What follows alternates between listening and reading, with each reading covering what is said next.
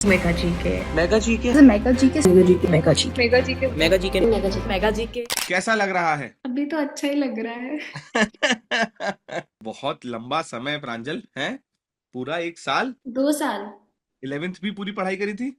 जी, 10th के boards खत्म होते ही स्टार्ट कर अच्छा। दी। 11th कहाँ से पढ़ा था? नहीं, खुद से ही पढ़ा था। 11th में क्लैट भी दिया था, पर अच्छा। 11th की स्टार्टिंग से ही पता था कि मेगा जी के है और 12th की स्टार्टिंग में उसको ही ज्वाइन करना है। अच्छा, ये क्लियर था बिल्कुल, क्योंकि हम 11th वाला कोई बैच शुरू भी नहीं करते। हाँ, 2 ईयर का प्रोग्राम नहीं होता कोई। हाँ, 2 ईयर का हम कोई प्रोग्राम ही नहीं करते हैं। तो ये पता था कि 11th में मेगा जीके है और 12th में उसको ज्वाइन करना है, हैं? अच्छा, जी, तो मेगा जीके की कैसे पता पड़ी थी? विधि दी से और भी कई जगह से सुना था। पर हाँ। मतलब और था कि करना मेगा जी के, या मेगा जी के बस फाइनल शुरू से ही, मतलब और कुछ हाँ। सोचा ही नहीं मैंने। थैंक यू सो मच बेटा, thank you so much, thank you so much Pranjal. और अपने मुंह से बता बेटा, क्या रैंक रही है और कौन कौन से कॉलेज में सिलेक्शन हुआ है? सर क्लैट में AIR 232, EWS में 10 हाँ। और NS मिल रहा है, और एलेट में AIR 90 हाँ। एंड EWS में 2। हाँ, तो भाई ईडब्ल्यूएस कैटेगरी में रैंक 2 और रैंक 10 मुझे बहुत अच्छे से याद है। एक स्टूडेंट हमारा इससे पहले जो केवल मेगा जीके से पढ़ा था और उसका सिलेक्शन हुआ था, वो था आदर्श। और आदर्श की भी रैंक ईडब्ल्यूएस में 2 और शायद 5 आई थी, 2 और 3। तो वो जी 1-2 नंबर से कोई फर्क नहीं पड़ता, बट हमने हिस्ट्री रिपीट करके दिखा दी बेटा। हमने हिस्ट्री रिपीट करके दिखा दी। हमने फिर से एक गोल्डन चीज दिखा दी, जिसमें हम ये बताते हैं कि एनएलएस और एनएलयू दिल्ली में से तुम चुनो तुम्हें किस में जाना है। ये ऑप्शन सर, हमने। वही था कि ये दोनों चीजें मिलनी चाहिए, इसमें कंफ्यूजन, ये बहुत अच्छी वाली कंफ्यूजन दिस होती है इज द कि कंफ्यूजन, एग्जैक्टली। ये वो कंफ्यूजन है जो हमें चाहिए। ये वो कंफ्यूजन है कि एनएलएस और एनएलयू दिल्ली में से कौन सा लेना है। अब हम सोचेंगे। We are not the beggar, we are the choosers. हम अपनी यस। मेहनत से, अपनी ताकत से, अपनी शिद्दत से, अपने कर्म से, अपनी कर्मठता से उसको जीत के लाए हैं। और अब हम चुनेंगे हमें क्या चाहिए। बहुत शानदार बेटा, बहुत शानदार। तो प्रांजल कहाँ से हो? मैं सर पंजाब से, मोगा से। बहुत बढ़िया। पंजाब मोगा किस डिस्ट्रिक्ट के पास में पड़ता है और आसपास? हमारा इंटरव्यू ऐसे ही होता है बेटा, हम लोग बातें करते हैं, बढ़िया चिट चैट चलेगी। मोगा खुद ही एक डिस्ट्रिक्ट ही है। उसके आसपास और कौन सा डिस्ट्रिक्ट है? फिरोजपुर, अमृतसर। हाँ, फिरोजपुर अमृतसर दोनों मुझे पता है, मेरे जान पहचान के लोग रहते हैं। तो फिरोजपुर तो बिल्कुल बॉर्डर के पास हो गया। जी। बहुत ही बढ़िया बेटा, क्रॉस कंट्री तुमने खुशी दिला दी बिल्कुल, है ना? तो प्रांजल 11th से शुरू करी थी तैयारी, और जी 11th से तैयारी शुरू करने के बाद क्या क्या चीजें थी जो 11th खत्म होते होते और मेगा जी के ज्वाइन करने से पहले खुद से आपने स्ट्रॉन्ग कर ली थी? कैसे कैसे तैयारी शुरू करी? सर, इंग्लिश, लीगल, लॉजिकल के बेसिक्स ही पढ़े थे मैंने 11th में तो, और हाँ। मॉक में देती थी। 11th में भी कुछ 70 से 80 मॉक दे दिए थे। हम्म। और मैथ्स का और जीके का मेरे को था कि अभी 12th में करना ही है, तो अभी नहीं करती हूँ। मेरे को ये भी 11th वाले क्लैट 2024 भी मैंने दिया था, उसमें भी क्लियर ही था कि ठीक है, मैथ्स तो नहीं अटेम्प्ट करके आऊंगी।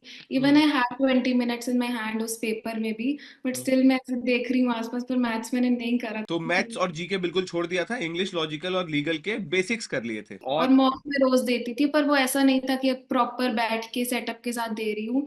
वो हाँ। यहाँ पे आके कम्युनिटी मॉक स्टार्ट हुए तो पता चला कि हाँ, ऐसे पूरे पेपर जैसे मॉक देना होता है।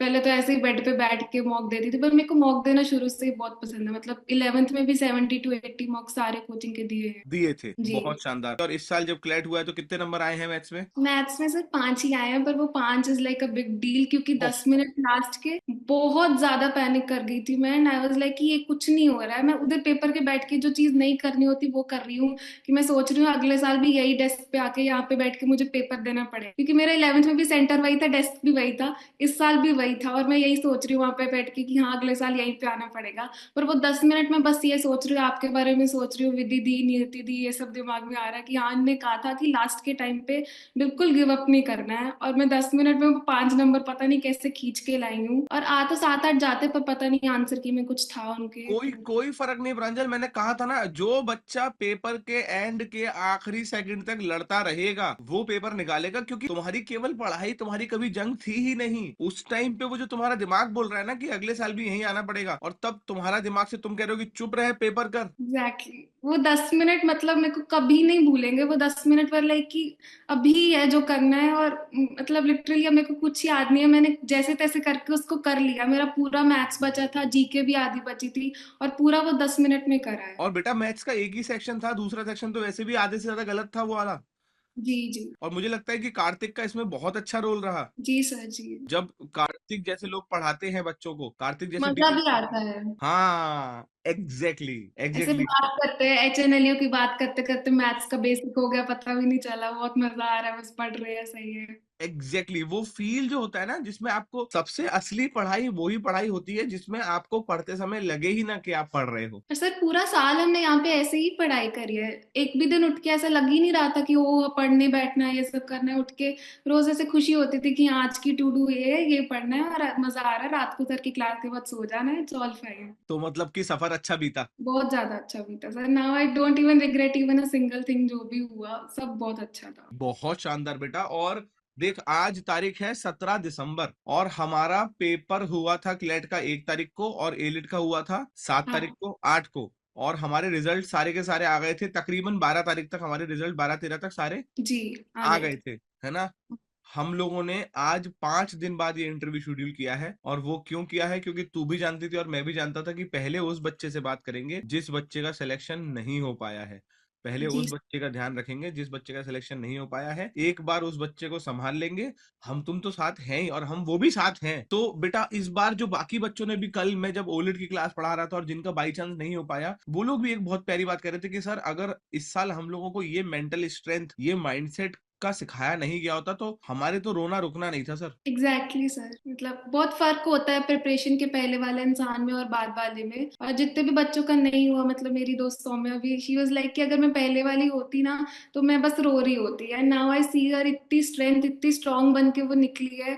बिल्कुल ना, अभी उसको बिल्कुल फर्क नहीं पड़ा। मैं उसके सामने 5 बार रो दी हूँ फॉर नो रीजन, वो एक बार भी उसने मेरे को बिल्कुल नहीं कहा कि प्रांजल ये हो गया ये हो गया। शी इज जस्ट फाइन, और CUET की अभी तैयारी कर रही है, तो मतलब देख के एग्जैक्टली। बहुत इंस्पिरेशन मिलती है मुझे। क्या नाम रखा तूने उसका? मेमड़ी। तूने कल रात को मुझे रील भी भेजी है कि सर ये होता है मेमड़ी। मैम, ओ मेमड़ी, होमवर्क कर लिया मेमड़ी। तो बहुत ही बढ़िया बेटा। मुझे तो लगता है जिन बच्चों ने फोन में कभी मैडम को अपनी मेमड़ी कह दिया हो कोविड में, जब वो स्कूल पहुंचे होंगे तो मैडम ने उनका क्या किया होगा। ये कोविड में जो बच्चों की हिम्मत बढ़ गई थी ना, ये स्कूल के जाने के बाद उनको बड़ा नुकसान दी होगी।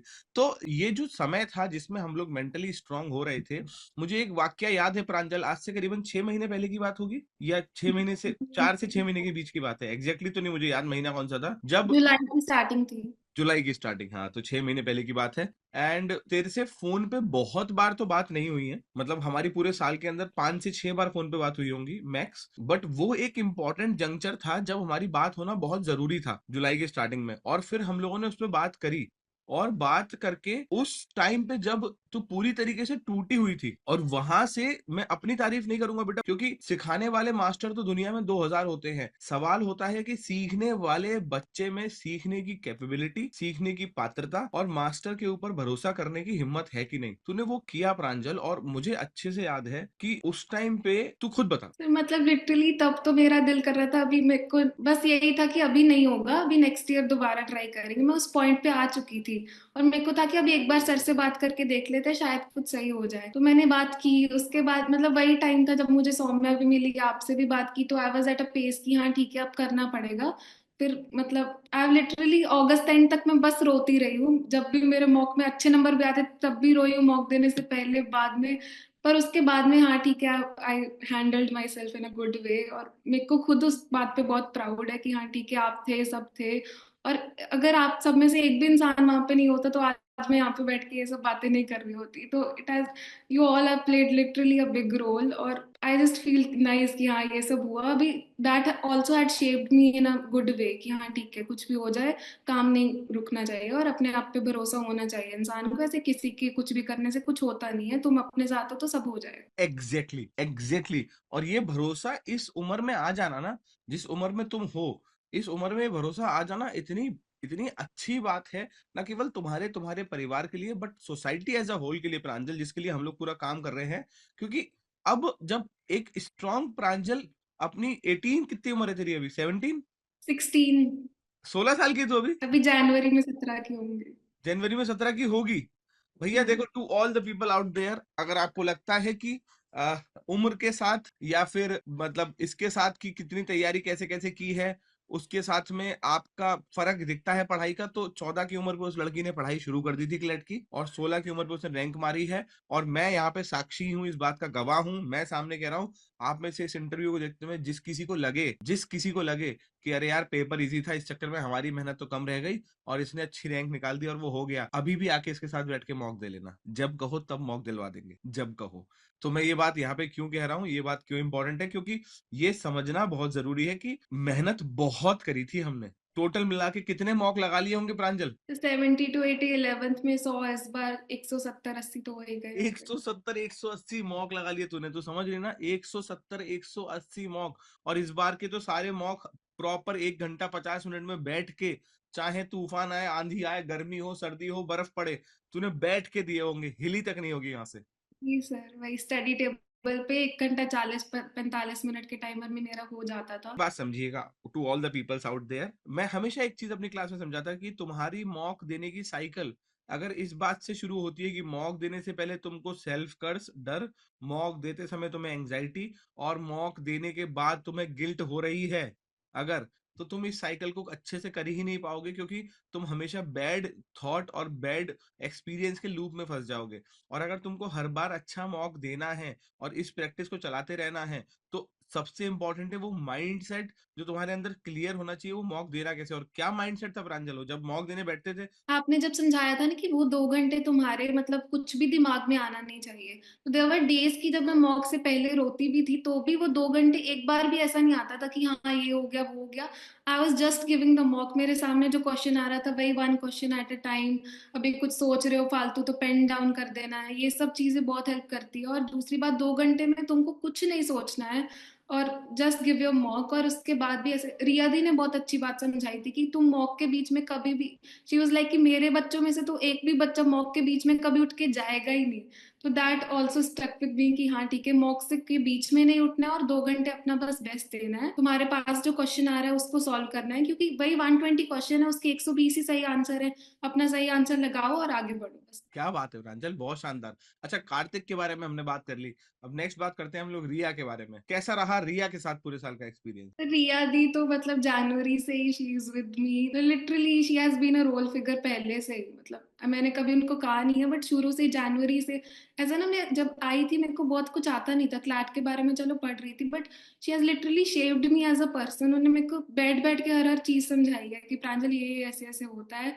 हर क्लास में आई बीन रिया दी की, तो मतलब क्या है, she is like a friend, a sister to me. मतलब इट्स नॉट कि वो मेंटोर है और ये साल के बाद ये सब रिश्ते वगैरह खत्म हो रहे हैं। आई नहीं नो होंगे। कि बाद भी अभी मैं जब भी उनको फोन करूंगी शी पिक्स अप एंड मतलब वो सही कर देंगी जो भी होगा तभी उस टाइम पे। इतना ऐसे वो लेवल का कनेक्शन अभी हो चुका है, और इसके अलावा क्या ही चाहिए। आप इतने अच्छे अच्छे लोगों से मिल रहे हो और वो दे आर विद यू, और क्या ही है। एग्जैक्टली मतलब ये कितनी सुंदर बात है बेटा कि किसी भी और कोचिंग के अंदर जब एक बार बच्चा पढ़ लेता है और पढ़ने के बाद उसको छोड़ के चला जाता है तो कोई और कनेक्शन रहता ही नहीं है ना। बट हमारे मतलब रिया ने जब मेरे को इंटरव्यू दे रही थी तो उसमें एक बहुत प्यारी लाइन बोली उसने कि mega G K starts but it never ends. Yes mega G exactly. K never ends, it just continue with you, है ना, थ्रू आउट योर लाइफ। आज देखना 4 साल हो गए हैं। परसों मेरी एक मेरे स्टूडेंट से बात हो रही थी, प्रियांशु मिश्रा, बेंगलोर में है वो, और उसका 1.5 साल का कॉलेज बचा है, 3.5 साल उसे पहुंचे हो चुके हैं, 3.5 साल मुझे पढ़ाना शुरू करे हुए हैं। पहले रिजल्ट में प्रियांशु, निधि और सुकरम हुए थे, और सब आज भी कनेक्टेड है। सब आज भी, पहले इंटरव्यू ही जब मुझे याद है प्रियांशु का लिया था तब मैंने विधि का भी इंटरव्यू लिया था। विधि तब से लेके आज भी कनेक्टेड है। अपन अलग हो ही नहीं सकते, क्योंकि हम लोगों का वैल्यू सिस्टम और बेस ऑफ रिलेशनशिप इस बात पे कभी था ही नहीं बच्चों की तुम्हारे नंबर कैसे आ रहे हैं। यस। कभी ना तो रिया ने, ना नियति ने, ना अनुभा ने, ना कार्तिक ने, इन चारों ने कभी किसी बच्चे में इस बात को लेके डिफरेंशिएट नहीं करा कि तुम्हारे नंबर इसमें अच्छे आ रहे हैं या नंबर खराब आ रहे हैं इसलिए हम तुमसे बात नहीं करेंगे। Yes sir. एग्जैक्टली सही ऑल बात है। ऑफ देम वर देयर पूरे साल, तुम कभी भी उनके पास जाओ बात करो, तुम्हारे पास नहीं भी डाउट है, तुमको बस बात करनी है तो बस बात करो, दे विल बी देयर। मतलब अभी इतना इतना ग्रेटफुल हूं ना मैं हर इस बंदे के लिए। मतलब they are not just mentors, they are your friends. मतलब they are just so nice मतलब। और इस साल हम अपनी टीम को और बढ़ाएंगे। हमारे यस। पास कुछ अच्छे लोग हैं जो हमें दिख रहे हैं हमारे सामने अभी, वो सब हम साथ में लेके आएंगे। हम अपनी टीम बढ़ाएंगे, और वो इसीलिए बढ़ाएंगे क्योंकि हमको अच्छे लोग, इररिस्पेक्टिव कि वो कौन से कॉलेज में पहुंचे,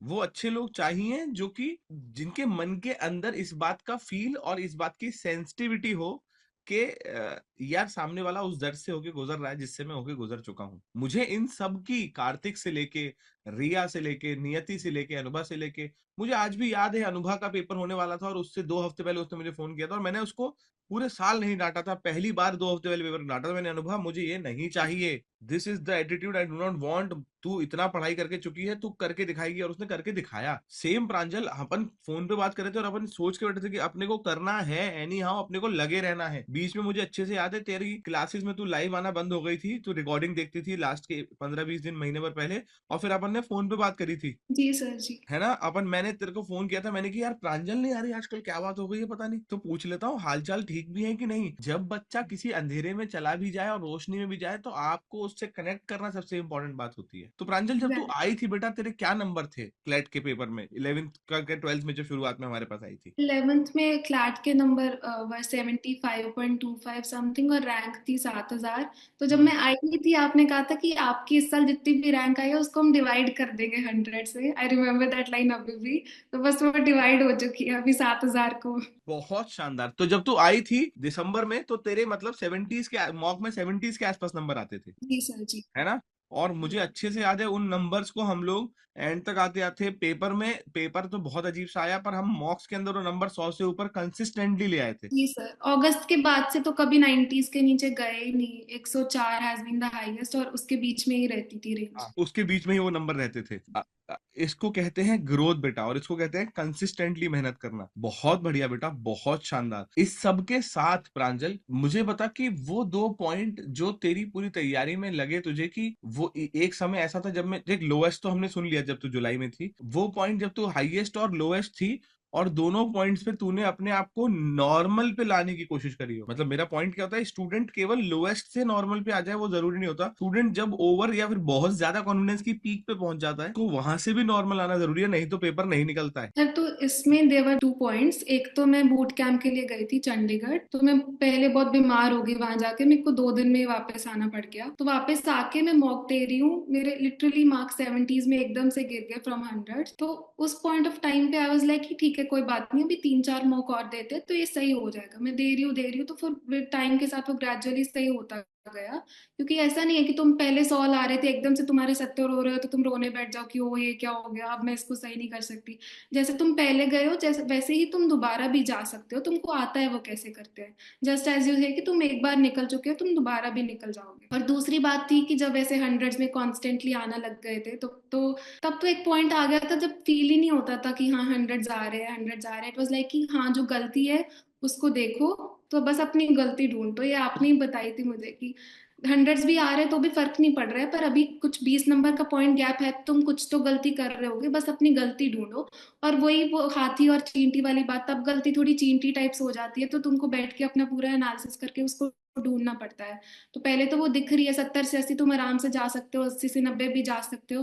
तो बाद में पर वो थोड़ी गलती छोटी होने लग जाती है, तो तुम्हारे पास वो मैग्नीफाइंग ग्लास भी बड़ा थोड़ा होना चाहिए कि तुम उसे ढूंढ पाओ। एग्जैक्टली मुझे वो सेशन भी याद है। मुझे वो चूहा छुपाने में भी बहुत टाइम लगा था, जब मैंने वो पीपीटी बनाई थी जिसमें मैंने वो किसी एक बड़े से वो स्टोर में कोने में अलमारी के नीचे चूहा छुपा दिया था वीडियो में, तो तुमसे पूछा था कि चूहा कहाँ पे है। तो वो बात बहुत इंपॉर्टेंट है और ये लाइफ में अब आगे बहुत काम आएगी बेटा, है ना। ये सारी बातें लाइफ में बहुत काम आने वाली है कि अब when you move further in your life, आगे बढ़ोगे अहेड इन योर लाइफ, तुमको समझ में आएगा कि बहुत सारी चीजें तुमको बिल्कुल चींटी जैसी होंगी। अगर तुम अपने साथ बैठ के सुकून से, शांति से एक समय निकाल के सोचोगे नहीं, तो वो कहते हैं ना, एक लाइन कहते हैं बेटा कि रास्ते का बड़ा से बड़ा पत्थर तुमको उतनी बड़ी चोट नहीं दे सकता जितना तुम्हारे पैर के अंदर जूते में छोटा सा कंकड़ दे सकता है। और वो कंकड़ चोट क्यों दे देता है? क्योंकि तुम्हें उसकी सिग्निफिकेंस समझ में नहीं आती, तुम्हें वो बहुत इनसिग्निफिकेंट लगता है और तुम उसको हटाने पे ध्यान नहीं देते हो। एंड द डे तुम उसे हटा देते हो, बड़ा सुकून मिल जाता है, पर उसको सिग्निफिकेंस समझ में नहीं आती, इसलिए वो हटता नहीं है। और उसकी सिग्निफिकेंस कब आती है? जब आप बैठ के सोचो कि वो कैसे हटे, बैठ के एग्जैक्टली। सोचो कैसे हटेगा, तो वो बैठ के सोचने से ही वो हट पाता है। बहुत शानदार बेटा, बहुत शानदार। मुझे सबसे पहले ये और बता कि ये मेरे लिए पूछना जरूरी है क्योंकि तूने अभी बात करते हैं बताया कि तू बूट कैंप गई थी, तो मेगा जीके के अलावा क्या कोई भी और कोचिंग थी जिसके अंदर तूने एडमिशन लिया था? नो सर, मैंने 11 से ही क्लियर था कि लेना है तो सिर्फ मेगा जी के, तो उसके बाद कुछ सेकंड थॉट था ही नहीं।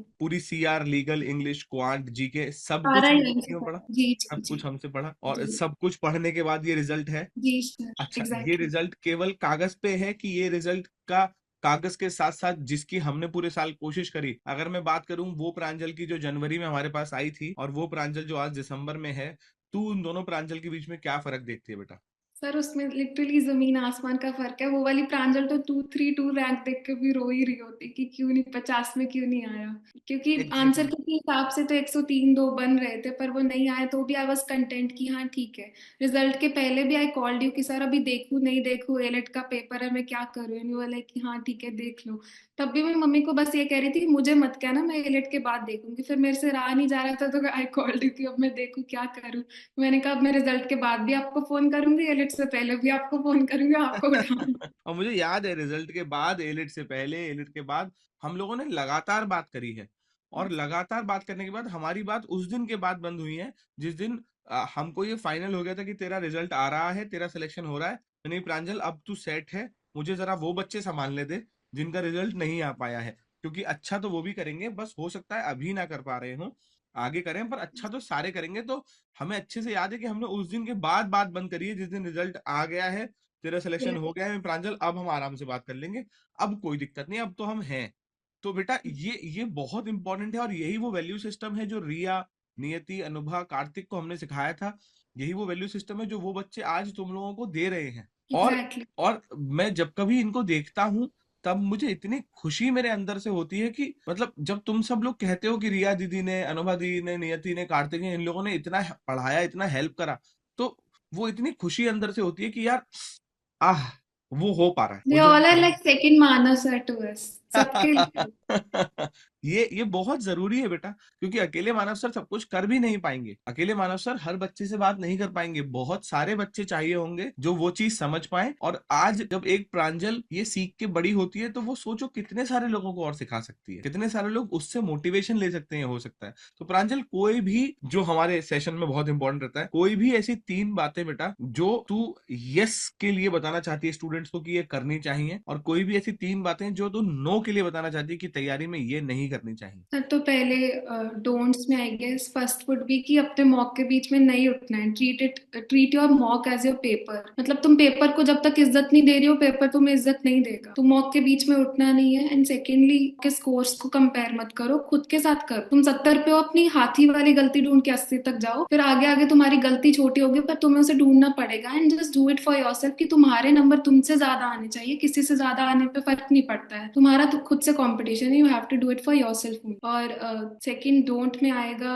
And don't play with the physical health as well. क्योंकि मैंने आपको बताया कि मैं गई थी, मैं लिटरली 1 हफ्ते के लिए बिल्कुल बीमार थी एंड आई कुडंट स्टडी। मैंने तब भी आपको मैसेज किया था, और चंडीगढ़ से आने के बाद भी एक बार मैं बीमार हो गई थी। Don't play with the mental and physical health as well, दोनों ही एज इंपॉर्टेंट है। और दोनों के साथ मतलब पेपर हो जाएगा पर तुम बीमार हो तो फिर क्या ही फायदा। वो खुशी के साथ वैसे गम लेके आएगा, तो डोंट डू और दिस। तुम कर भी नहीं पाओगे उतना अच्छा, जी लंबा गेम है, exactly। पूरे साल तैयारी करनी है। जब इंसान को पता होता है कि मेरा पोटेंशियल ये नहीं है, पर वो गलती से इस लेवल पे आ चुका है क्योंकि मैंने अपनी हेल्थ का ध्यान नहीं रखा, तो वो बहुत दर्द देता है कि ऐसे 1 हफ्ता तुम पढ़ ही नहीं पा रहे हो, इतना कवर कर सकते थे तुम, पर you are not able to do anything at this point of time. तो सेकंड वो होगा। और exactly. Third I guess study buddy बनाओ, बट नॉट एज इन की वो पढ़ नहीं रहे, और डिस्ट्रैक्शन की एज इन मत जाओ किसी भी चीज में। और ये टेलीग्राम ग्रुप्स वगैरह, जैसे ही अवेंजर्स ग्रुप मैंने 11th और 12th में ये भी फर्क था कि 11th में I was there present at every single Telegram group chatting, और 12th में मैंने सबको म्यूट कर दिया, बस वो एवेंजर का ग्रुप मेरे ऊपर पिन था।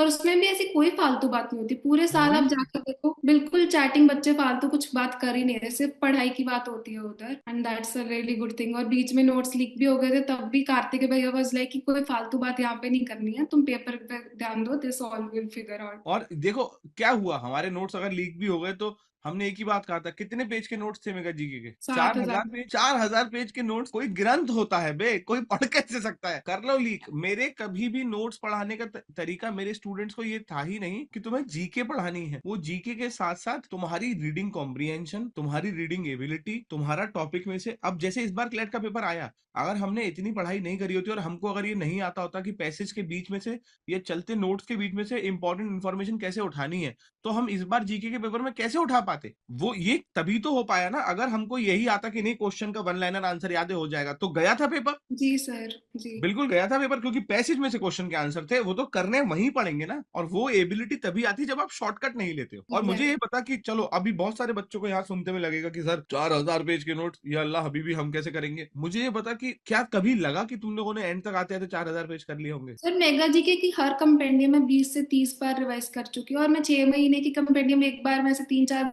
घंटे में पढ़ लेती हूँ, क्योंकि वो रिवाइज इतनी बार हो चुकी है। तो मतलब ऐसा कभी लगता नहीं है कि नोट्स की क्वांटिटी इतनी है, तुमको क्लास में पढ़ के पहले से ही वो याद हो जाता है, कहीं ना कहीं सबकॉन्शियस में रहता है, ऑलरेडी आता होता है। You just have to revise it and go through it, ऐसे हर महीने में, वीकली, जैसा भी तुम्हारा टाइम टेबल है। और वैसे करो, कभी नहीं लगता है कि पेजेस ज्यादा है या कुछ भी है। कभी नहीं लगता है। आपको पढ़ना आना चाहिए, और आप पढ़ना सीखोगे तभी हो पाएगा। अच्छा, नेक्स्ट बहुत इंपॉर्टेंट बात, तो पहले अपने बारे में, not in the sense of mentorship, पहले बस मैं तेरे से जीके के पॉइंट से पूछूंगा, हमारा कंटेंट, हमारे आर्टिकल्स, क्योंकि इस साल हमने एक नया बैच शुरू करा है जो है कैटलिस्ट बैच, और उसमें हम बच्चों को यही समझाना चाह रहे हैं कि ये बैच हर बच्चे के लिए मैंडेटरी क्यों है, क्योंकि इसमें वो जो कंटेंट, वो जो आर्टिकल्स, वो जो जीके के नोट्स, वो जो एडिटोरियल से उठाई हुई सारी इन्फॉर्मेशन, वो जो क्विज हम दे रहे हैं, वो तुम्हारे पेपर का बेस बनेगा। तो तू मुझको और ईमानदारी से, बिल्कुल मतलब जो तेरे मन में हो वही बताइयो कि तेरे हिसाब से हमारा कंटेंट, हमारे आर्टिकल, हमारे नोट्स ने क्या तेरे को हेल्प करी या नहीं करी। स्टार्टिंग में एडिटोरियल्स आप जब भेजते थे ऑल इंडिया वाले, वो वाले एक तो हेल्प, और दूसरा अभी आपको याद नहीं होगा, प्रियदर्शिनी दीदी बना के भेजते थे वो, हाँ, मिंट को लेके, टेलीग्राफ, न्यूयॉर्क। एग्जैक्टली वो आर्टिकल मैं ही उसको टिक लगा के देता था कि बेटा ये भेजने हैं। वो 60-70 पेज के हर हफ्ते आते थे, संडे को बैठ के सब बच्चे पढ़ते थे लाइब्रेरी में, हाँ, और वो आर्टिकल्स हेल्प वेरी मच, क्योंकि एडिटोरियल तो रोज पढ़ने हैं और वीकली वो भी पढ़ने हैं, तो इतनी नई नई चीजें सीखने को मिलती थी उनसे। तो चलो न्यूज़पेपर से तो मिलती है,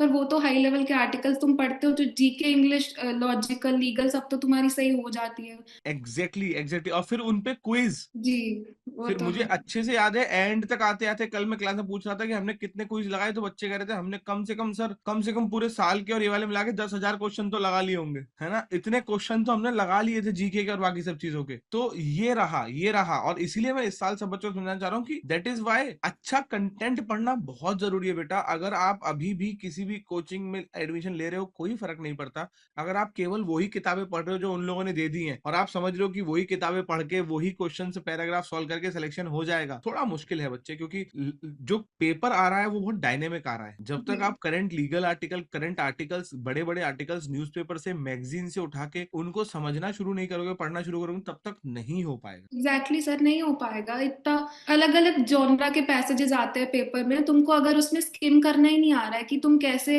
हिस्ट्री से इकोनॉमिक्स पे स्विच कर रहे हो, क्योंकि उसमें डिफरेंट टाइप ऑफ आर्टिकल होते हैं एडिटोरियल्स में भी, और जो वीकली आते हैं, तो तुम जब स्किम करना सीख जाते हो तो पेपर तो is a small thing for you, कि तुम 60 पेज बैठ के पूरे आर्टिकल्स आर्टिकल्स पढ़ रहे हो, पेपर के 120 मिनट जस्ट सीम्स लाइक हाँ ठीक है, ये तो हो ही जाएगा, बहुत ईजी है। एग्जैक्टली बेटा। और ये प्रैक्टिस, एक और इंपॉर्टेंट बात बच्चों, सब लोग, ये प्रैक्टिस 2 महीने 3 महीने में नहीं होती। इस प्रैक्टिस के लिए लगते हैं 8 10 12 महीने। ये जी सर। प्रैक्टिस कॉग्निटिव ब्रेन में जाती है, अगर आप साइकोलॉजिकल समझो, ये प्रैक्टिस आपकी मसल मेमोरी में जाती है। आपकी आसान भाषा में बताऊं तो ये प्रैक्टिस वो होती नहीं है कि आपने एक बार 3 महीने में कर ली। ये स्किल है बेटा, और ये एक बार आ जाएगी जब तुम अपनी लॉ कॉलेज में आप जाओगे और तुम वहां जाके देखोगे, वो तुमको इतने बड़े बड़े पूरी फाइलें दे देंगे पढ़ने को, और रात रात में असाइनमेंट। अब तुम्हें समझ में आएगा वो तेज पढ़ना, ज्यादा पढ़ना क्यों है जरूरी और कैसे हो पाता है। बहुत शानदार बेटा। कोई भी 3 वजह जो हम हमेशा पूछते हैं, जो तू बताना चाहती, तूने 3 यस बता दिए, इससे अभी नहीं बताए थे, तूने 3 नो बताए थे। हाँ, कौन से हो गए, टूज हाँ, रहते हैं। 3 डूज और बता बेटा। सर फर्स्टली तो आई वुड से, जिस हिसाब का इस साल का पेपर था, you need to be flexible.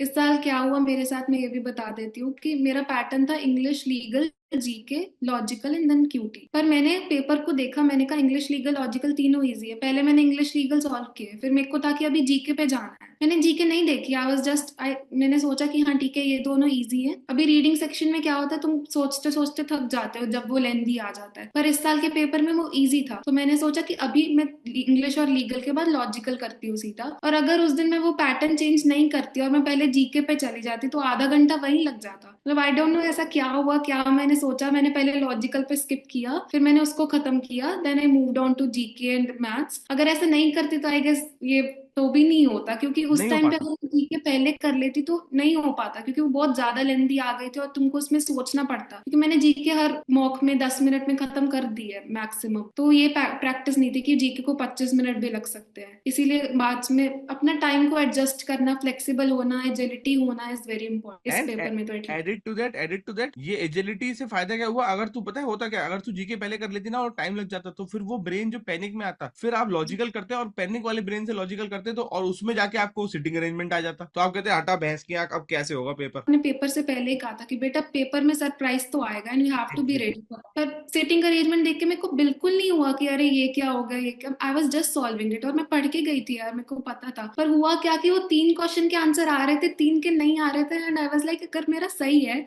तो 6 के 6 आने चाहिए ना, 3 ही क्यों आ रहे। तो फिर मेरे को लगा कि शायद मैं ही गलत हूँ, फिर मैं एक ही अटेम्प्ट करके आ गई। मैंने कभी नहीं सोचा कि उनका 3 गलत हो सकता है। आई वाज लाइक पेपर बना रहे हैं, कुछ तो बड़ा काम कर ही रहे हैं, ऐसे थोड़ी करेंगे। इसलिए मैंने कल भी बोला है कि अब जब धूल बैठ गई है, अब से लेके तुम देखना, जनवरी से लेके अगले साल तक कोई भी कोचिंग इंस्टीट्यूशन अगर ऐसा नहीं करेगा तो एटलीस्ट हम तो करेंगे। हम हर हफ्ते एक वीडियो बनाएंगे कंसोर्टियम को ये याद दिलाने के लिए कि सर प्लीज इस साल का पेपर अच्छा बनाना सर। और कोई बात नहीं है, आप सब सही कर रहे हो। दो जो हमने 5 डिमांड इस बार एक वीडियो में रखी थी, वो 5 डिमांड सुन लो हमारी बस, की 4 डिमांड इन्विजिलेटर को लेके और एक हम्म। डिमांड पेपर अच्छा बनाने को लेके। प्लीज इतना कर लेना सर, क्योंकि मेरे को पता है प्रांजल, इस साल मेरे कितने सारे बच्चे हैं जो बिल्कुल वैसा ही पढ़ रहे थे जैसा तू पढ़ रही थी, पर उनका रिजल्ट वैसे टर्न आउट नहीं हो पाया। और वो क्यों नहीं हो पाया, या तो पेपर के वो 6 क्वेश्चन जब बच्चा अटक गया उसके अंदर, क्योंकि बच्चा सोच ही नहीं सकता ना कि पेपर का क्वेश्चन गलत हो सकता है। एग्जैक्टली जो तू कह रही, बच्चा कैसे सोचेगा कि पेपर गलत हो सकता है। उसने इतने मॉक दिया, हर कोचिंग वाले एक हफ्ते में एक बार मॉक बना देते हैं और वो सही होता है। तुम एक साल में एक पेपर बना रहे हो, गलत हो गया, ये कैसे हो, कैसे रहा है। तो पर वो हो गया और अब उसके लिए बात करनी जरूरी होगी और हम तो जरूर करेंगे। तो पहली बात ये हुई जो तूने बताया मुझको, पहला डू। दूसरा डू, तो सेकंड डू यही कि अपने आप पे भरोसा रखो, तुम्हारे पास पूरा साल है, तुम थोड़ा थोड़ा भी हर रोज करोगे तो कंपाउंडिंग होके एंड पे तुमको पेपर वाले दिन अच्छा करना है। ऐसा नहीं है कि तुमको ये मॉक देना है, तुम अपने साथ हार्श हो रहे हो।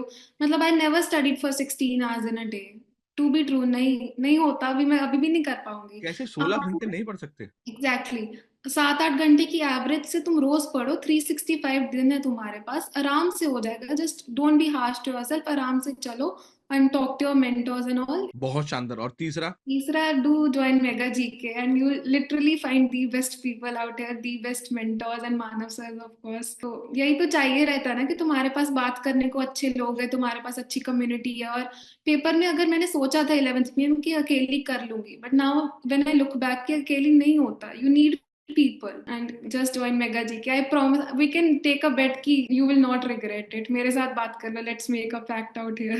You will not never regret joining mega gk. Thank you so much बेटा, थैंक यू सो मच। है ना, मेरा अगला सवाल ही इस पे था। मैंने तुम लोगों से शुरू में से कहा था एक बात की, तुम जब मुझसे थैंक यू कहते थे सब लोग, मैंने कि एक दिन आएगा जब मैं तुमसे थैंक यू लूंगा आराम से। एक वक्त आएगा जब मैं सुकून से बैठ के वो थैंक यू सुनूंगा और मैं बिल्कुल भी मना नहीं करूंगा कि आज मुझे नहीं सुनना, आज मेरा दिन है वो थैंक यू सुनने का। तो बेटा मैं कोई 3 वो वजह या फिर 3 पॉइंट पूछना चाहता हूँ, क्योंकि हम हमेशा बच्चों को बोलते हैं कि see this student is recommending mega GK.